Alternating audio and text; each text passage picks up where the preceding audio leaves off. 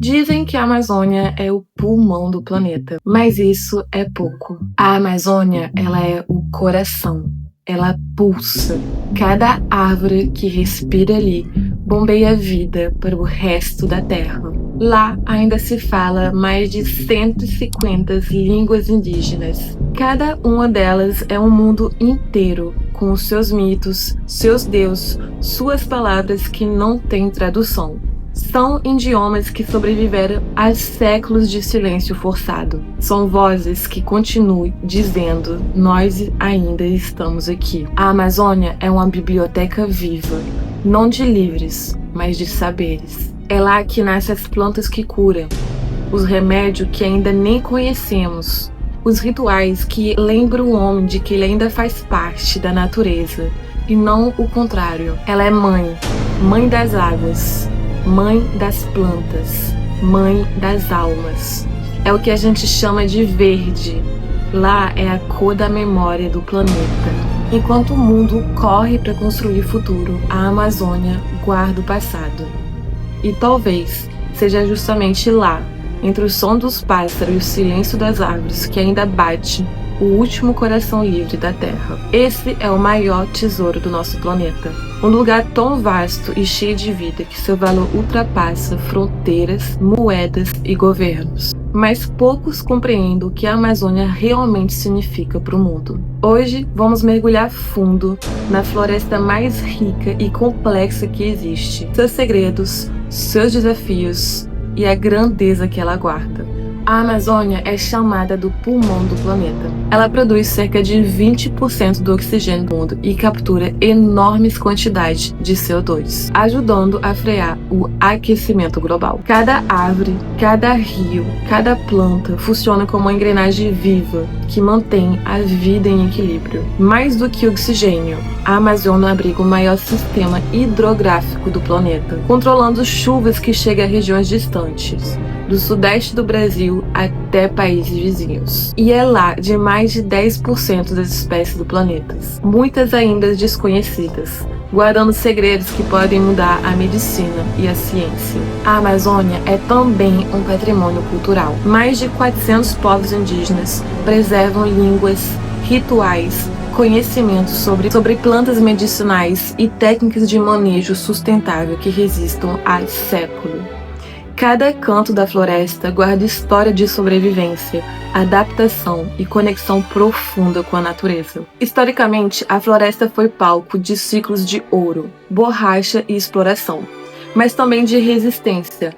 Não é apenas um tesouro brasileiro, é um patrimônio do mundo. E cidades como Dubai já perceberam isso. Lá, planeja transformar 80% da cidade em verde nos próximos 50 anos.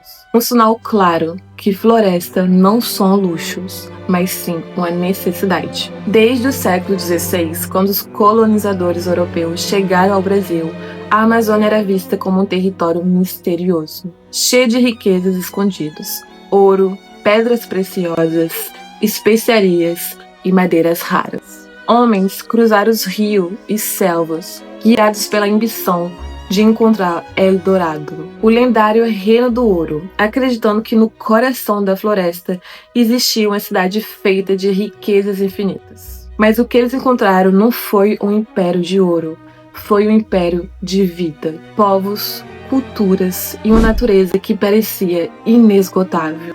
A floresta então se tornou palco de duas histórias paralelas: a história da ganância humana, a busca incessante por riqueza imediata, e a história da resistência dos povos da floresta, que tentaram proteger seu território, sua espiritualidade e seu modo de viver.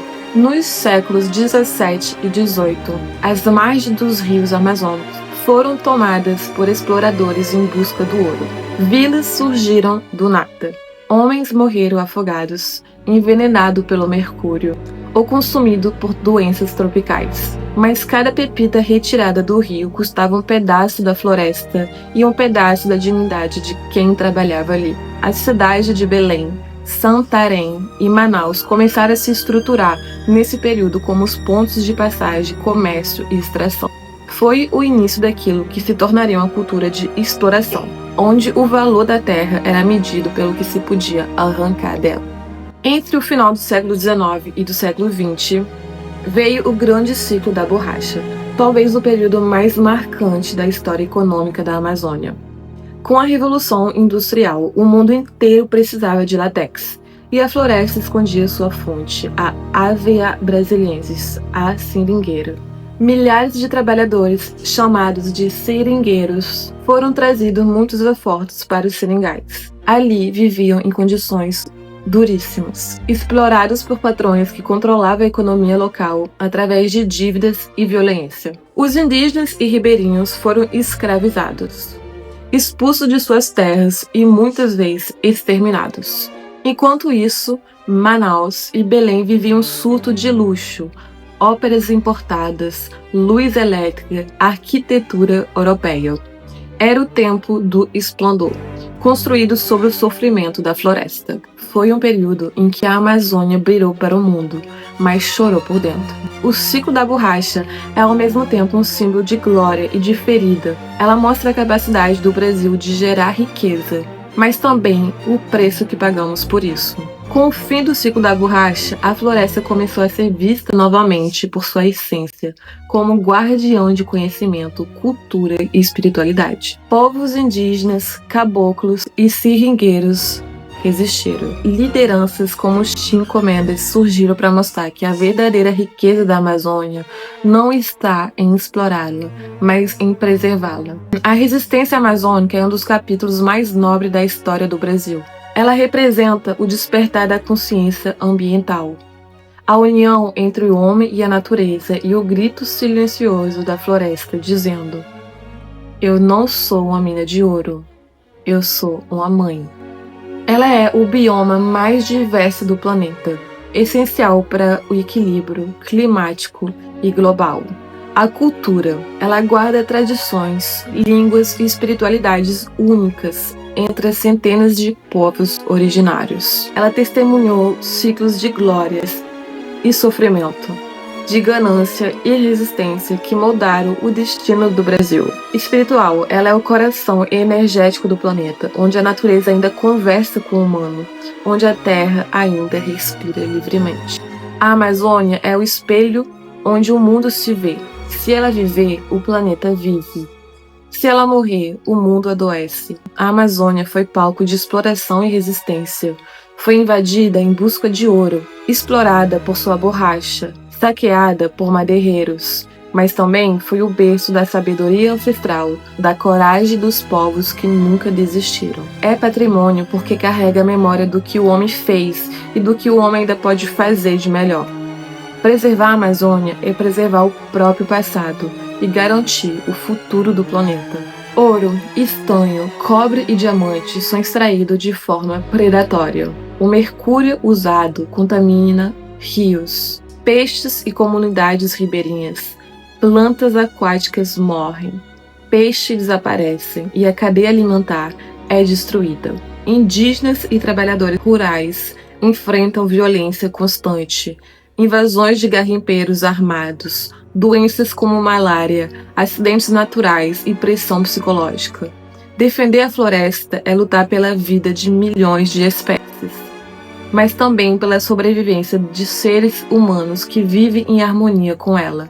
Na Yanomami, território indígena no norte do Brasil, um estudo do Fiocruz detectou contaminação por mercúrio em 84% dos 287 indígenas testados em novas aldeias. 10% dos testados ultrapassaram níveis associados a sérias condições de saúde. Mais de 80% relataram já ter tido malária.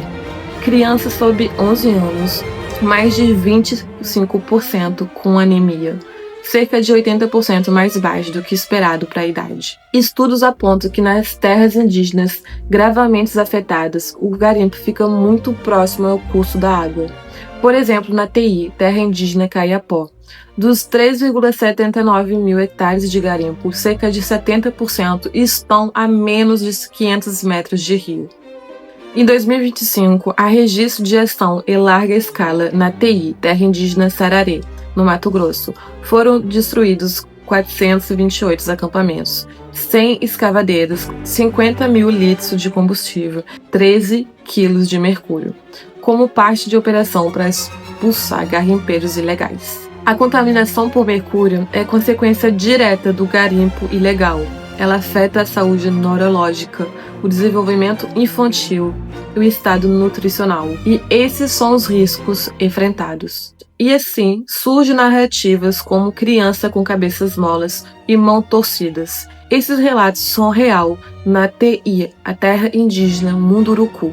Mas então surge a ação. A floresta não está sem voz. No território dos Munduruku e Kayapó, forças federais, agências ambientais e povos indígenas deram passo e destruíram mais de 90 acampamentos ilegais. Dezenas de máquinas pesadas e motorizações usadas para drenar a floresta. Mais de 97,5 milhões em equipamentos inutilizados. Um golpe claro à estrutura de invasão. Essa intervenção marca que não é apenas a floresta que está em jogo. São vidas, culturas e o futuro. Um território que já sofreu tanto começa a ver uma luz.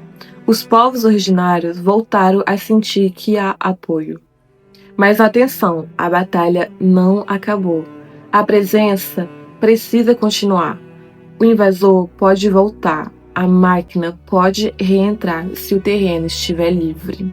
Logo, essa parte do vídeo não é sobre a vitória imediata, é sobre responsabilidade coletiva, sobre cada um de nós assistir, entender que proteger a floresta é também manter viva uma cultura, uma ancestralidade, uma esperança. Cada árvore derrubada, cada rio contaminado é um golpe no planeta. Menos chuva no Brasil gera calor extremo em outros países. Espécies que desaparecem antes mesmo de ser desconhecidas. A Amazônia é do mundo e sua preservação nos beneficia a todos. Nem tudo está perdido. A Amazônia também é esperança.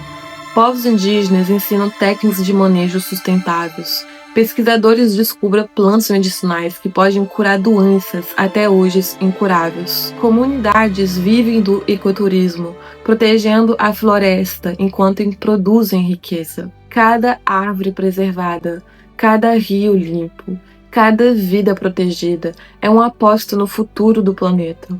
A Amazônia é prova do que o Brasil é único e essencial para o equilíbrio do mundo. Apesar de toda a dor, a Amazônia ainda respira. Ela é o último grande templo da Terra, o santuário onde a natureza, o espírito e o conhecimento humano ainda vive em harmonia.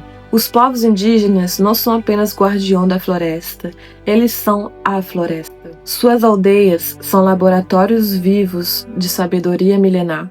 Eles sabem ler o vento, entender o canto dos pássaros, identificar o tempo de plantar e o tempo de curar. Entre as folhas e raízes, eles guardam o que a ciência moderna está apenas começando a compreender. Plantas que curam feridas, que regeneram tecidos, que acalmam a mente e fortalecem o corpo. O jaborandi, por exemplo, contém o princípio ativo usado em colírios para glaucema. A andiroba e o copaíba têm propriedades anti-inflamatórias comparáveis a remédios farmacêuticos. O guaraná, que nasceu da cultura Satarere Mauê, é hoje consumido no mundo inteiro como uma fonte de energia natural. E há muito mais. O crajiru, sendo usado contra infecções, o boldo da terra para o fígado, o barbatimão para regenerar a pele e combater bactérias. Para os povos indígenas, cada planta é um espírito. Cada árvore é uma avó. E quando uma árvore cai, não é apenas madeira que se perde, é memória, voz e cura.